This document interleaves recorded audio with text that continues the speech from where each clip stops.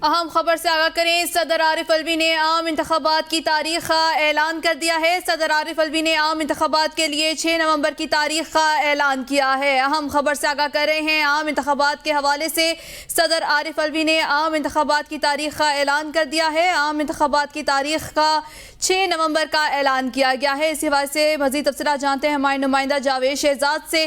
जी जावेद शहजाद, सदर आरिफ अलवी ने आम इंतखाबात के लिए 6 नवंबर की तारीख का ऐलान किया है, मजीद तफसीलात से आगाह करें। जी बिल्कुल जी, सदर मुमलिकत डॉक्टर आरिफ अलवी ने चीफ इलेक्शन कमिश्नर को ताज़ा तरीन खत भेजा है, जिसमें सदर मुमलिकत ने नए इंतखाबात की तारीख मुकर्रर कर ली है। सदर का कहना था 9 अगस्त को वज़ीर आज़म के मशवरे से कौमी असम्बली तहलील की थी और अब जो नए इंतखाबात हैं वो लाज़िम वल मलज़ूम हो चुके हैं। सदर मुमलिकत का कहना था कि आइन के आर्टिकल 48(5) के तहत सदर के अख्तियार है कि असम्बली में आम इंतखाबात के इनेकाद के लिए तहलील की गई तारीख के 90 दिन के अंदर अंदर इंतखाबात कराए जा सके। सदर मुमलिकत ने अपने खत में कहा है कि आईनी जिम्मेदारी पूरा करने की खातिर चीफ इलेक्शन कमिश्नर को मुलाकात के लिए मदऊ किया ताकि आइन और उसके हुक्म के मुताबिक इंतखाबात करवाए जा सके और तरीकाकार वाज़ेह किया जा सके। चीफ इलेक्शन कमिश्नर ने जवाब के बरक्स मौक़िफ़ इख्तियार किया कि आइन की स्कीम और फ्रेमवर्क के मुताबिक ये इलेक्शन कमिश्नर का इख्तियार है। जी।